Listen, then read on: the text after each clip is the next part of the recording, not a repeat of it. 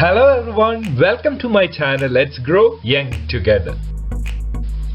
While in conversation, we use pauses and the pitch of the voice to make the other person understand what we really want to convey. How could a reader understand the tone of writing? That is why the punctuations are very important. Punctuations are really the voice of expressions. Let's look at this particular example. Woman without her man is nothing. Woman without her man is nothing. In these two sentences, we can see that there is a change in one punctuation and also the position of the comma. But these minute changes have completely changed the sense of the sentence. In the first sentence, woman without her man is nothing means that man is everything for a woman.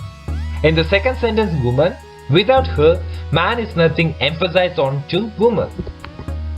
If we look at the second example, Alfred eats shoots and leaves, which means that Alfred, let it be that bunny rabbit, loves to eat stem and leaves alone. If we look at that sentence again with different punctuation, Alfred eats, shoots and leaves, which means that the subject after eating food would be firing at something and then walking away from everything.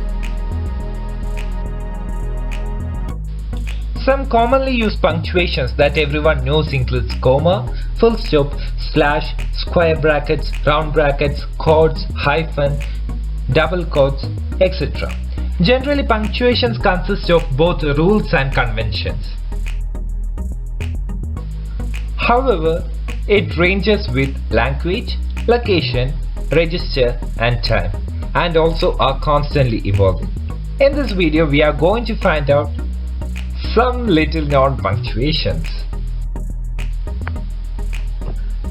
Bazin, the inventor, has described this punctuation mark as the stylish representation of those two little flags that float above the two beds when a president comes to town. This is called as acclamation point and it demonstrates the goodwill and welcome. And we use this acclamation point when you are super excited, just like, hooray! I'm going to Las Vegas! Acclamation point. Oh, have you ever seen this particular punctuation? This punctuation is called as El Rey mark, which has been used when you want to express your medium level of excitement.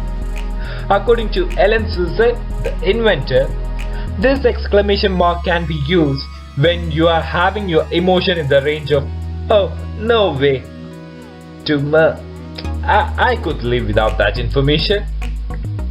When a writer is feeling positive but not literally jumping up and down with excitement, he or she should use this symbol. You are too kind. Look at another cute punctuation. It's called as a friendly period. This mark combats misperception of a period of lightning, the tone of what would otherwise be read as a bitter or a sarcastic sentence, just like, hey, why don't you stop being sarcastic, bitch? Because I don't want to.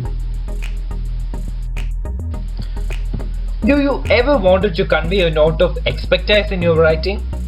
Then this point is for you, and we call it as authority point.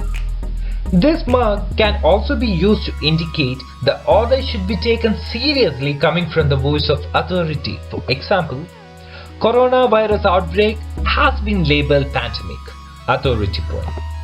Another similar punctuation is called the certitude point, which would be used when you are absolutely certain about something which is true but you do not have any experimental proof as a backup, but still you are particularly sure about that, you are confident about that, just like,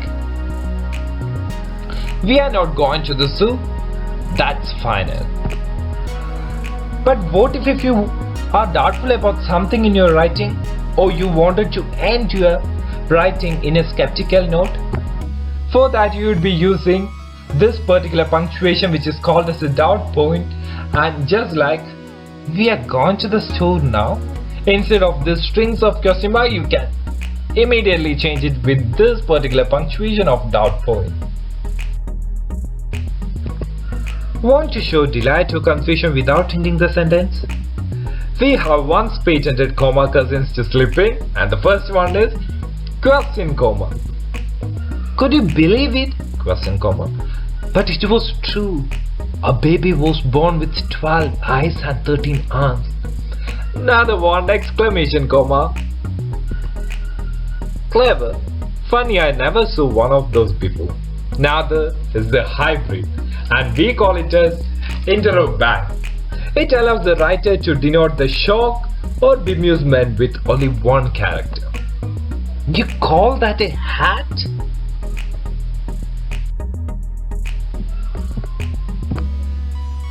Irony mark.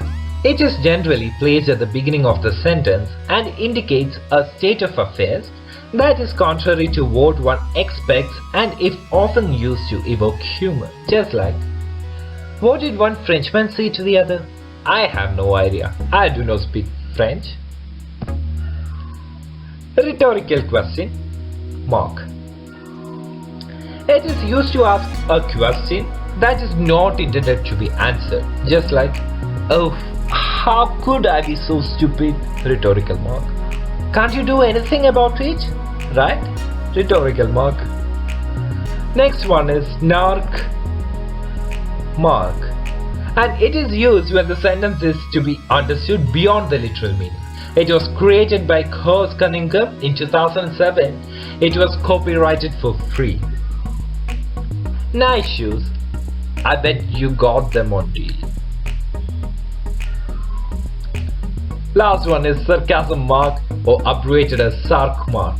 It was created by Douglas Sark, and it is said that when he was writing an email to his friend and was attempting to be sarcastic and found that neither in English nor in other language there is any punctuation for sarcasm. So he created one and trademarked it until 2010.